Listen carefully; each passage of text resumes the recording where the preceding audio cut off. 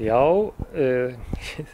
fljótlega eftir að þetta fyrirbæri kom fram og þá varð ég var við það hvað unga fólki námynda við mig notaði þetta mikið, þetta samskiptaform og ég fór að kalla eftir því að kirkjan tæki þetta í sína þjónustu og æskulýðsstarf kirkjunnar gerði það mjög fljótlega, nokkuð fljótlega og mér sýnist þetta virka vel og nú er þetta orðinn víðtækasti samskiptavettvangur á landinu og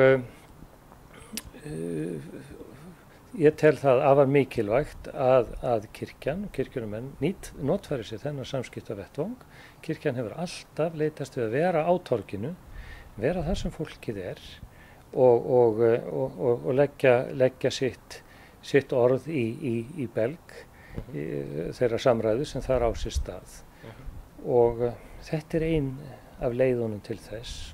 Biskupsstofa nýtir sér þennan samskiptavettvang til þess að koma á framfæri sínum verkefnum sem að tengjast sérstaklega núna ástandi dagsins í dag og ég held að þetta sé bara mikilvægt að við sinnum þessu.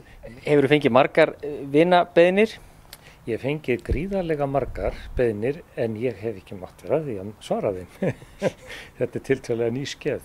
Það var enda dóttir mín sem að skellti mér hérna inn og bjó til þessa síðu fyrir mig. Já. Og ég á í rauninni alveg eftir að vinna mína heimavinnu.